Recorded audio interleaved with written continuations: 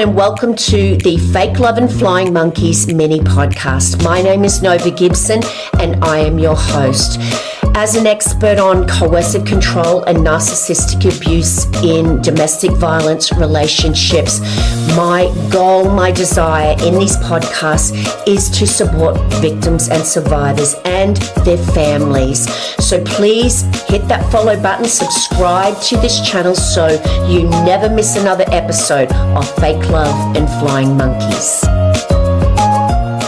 Okay, today I am going to answer the question that I get asked so many times by my beautiful clients in my counseling sessions, which is, should I tell them that they're a narcissist? Now, there are so many reasons that you should not tell the narcissist they're a narcissist. And here are just a few of them. Okay. When you find out that the person you've been in a relationship with is a narcissist, you understandably want to stand on top of a mountain and scream it to everyone. You've got a label for what you went through. You're not crazy. You want to tell the world that you know about this, and the person that you really want to let know that you know is the person who abused you. Now, the reason I advise always to every one of my clients and, of course, every one of my followers not to tell the narcissist that they're a narcissist is because when you do that, you hand them weapons. You're telling the narcissist that you're onto them and that this is what you've been reading about them and that you've got their number and that they're the one with all the problems. And here they are, all this time they've been telling you that you're the one with the problem. And that is a normal human reaction. You want to tell this person that you now know who and what they are. But the problem is you're handing over your cards to them. You're giving your hand away. You're telling them what to go away and research. And of course, we all know that every narcissist projects. They project themselves onto you. Whatever they're accusing you of, you may as well take that as a confession because they're giving you a little insight into who and what they are. So when you tell them that you know now that they're a narcissist, number one, they're going to go away and research it, and they're going to use all of that research that you've done as a weapon against you. And number two, they're simply going to project that straight back onto you. They will flip the script. It won't be them that was guilty of all the behaviors that you're going to be accusing them of, and justly so. It's going to be you. Every single scenario that you can come up with, they are going to flip it around so that the actual crazy person or the actual abuser in that scenario is you. The last thing a narcissist is going to do when you present them with that information and hand over all of your research going, here, this is why we're having all of the issues in this relationship. Look, if you can just recognize that you have problems in this area and this area and this area, and the problem was not actually with me, it's with you, but you know what, I'm going to stand by you and we'll get some help together. Even if you were to say that, the narcissist is not going to be grateful. They're not going to sit there and go, oh my goodness, oh, I can't believe it. This is why we are having all of the issues in our relationship. The problem was actually me. Oh my goodness, I need to fix this. Where can I get help? I need to get help now because I could not stand being the person that is hurting other people. They are never going to do that. They're never going to be grateful for the information that you give them.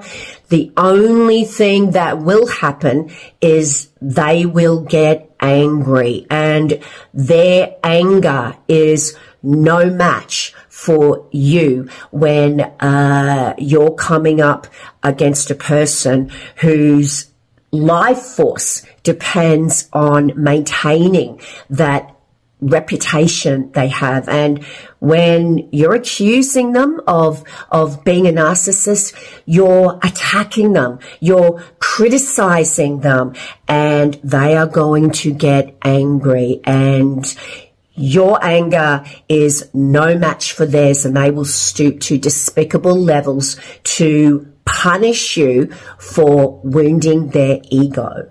Now, I know that feeling you have when you have your own light bulb moment and you see that word, or someone presents you with that word, narcissist, and you start reading and researching, it all starts to make sense.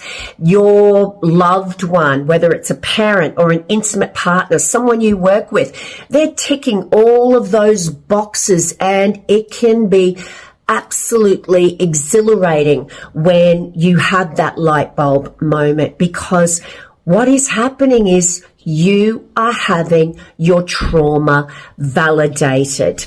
It's no longer some jumble of thoughts in your mind where you're just feeling like you're going crazy and you're confused all the time.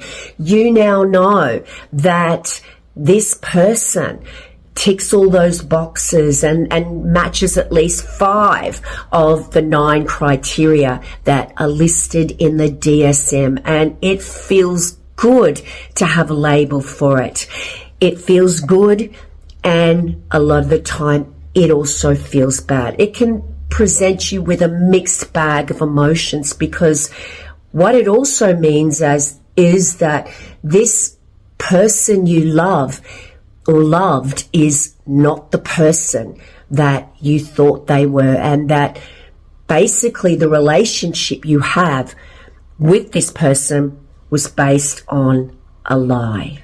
Because of that mixed bag of emotions that you have, the exhilaration in having a label for it, you're not going crazy, but also the devastation in knowing that this person is not going to change, but you want to hope that they can change, because it's a terrible thing to think that this entire relationship was based on a lie. So once again, getting back to, if you were to say to them, look, it's okay, we've got this label, but I'm going to help you work through this, and I'm going to be there through thick and thin, is still not going to make the narcissist grateful that you've enlightened them with your diagnosis, because what it means is you're criticizing them, and that's like throwing acid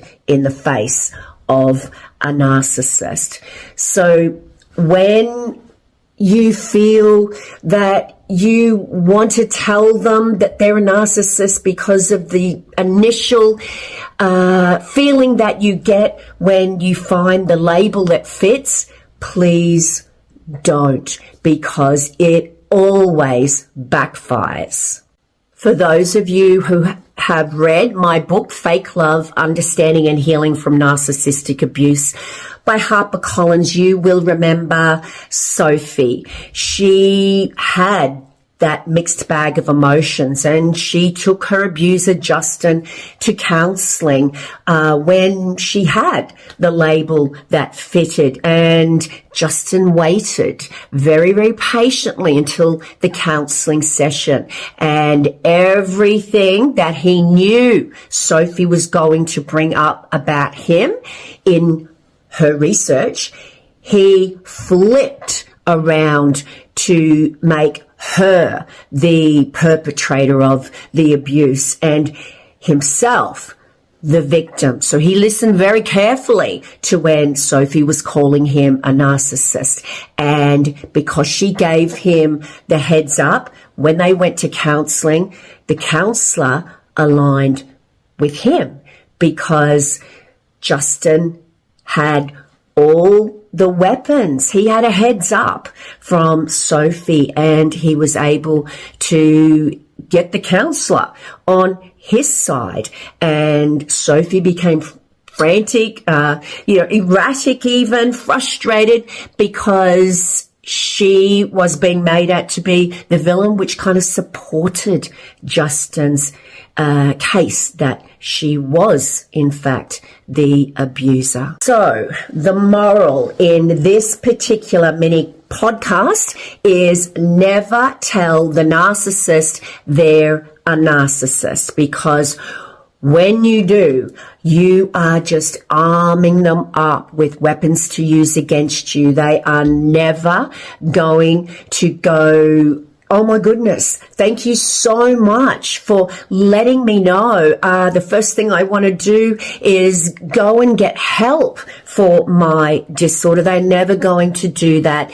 And you are arming them up with weapons that can do you a lot of damage. So I know it's the first thing sometimes that you want to do when you've got that label and you think you'll have one up on them and it feels really empowering, but don't. If you've already done it, don't beat yourself up, but just don't do it again. You hold on to that information, and now you have the power in this relationship. You hold all the cards because you know who and what they are, and you can predict their next move and use your knowledge to fight them if you've got family court perhaps coming up, but also to protect yourself and arm yourself up with weapons so they can never hurt you again. Okay, guys, that brings us to the end of our first mini podcast of Fake Love and Flying Monkeys. Please follow me and subscribe to this channel so you never miss another episode. We will be dropping at least 2 episodes a week from now on, and I don't want you to miss them. If you'd like to help in any way to keep this channel going, the best thing you can do is to tag people, to share, and to put your thoughts in the reviews. That's what can help us out the most to keep this channel going. Okay, don't forget also to follow me on all my other social media platforms, and of course don't forget to buy your copy now of my best-selling book, Fake Love: Understanding and Healing from Narcissistic Abuse. Okay, on that note, it's bye from me for now. Until the next episode, take care, and remember, you are worthy of love, and you are certainly worthy of a whole lot more than a lifetime of fake love and flying monkeys.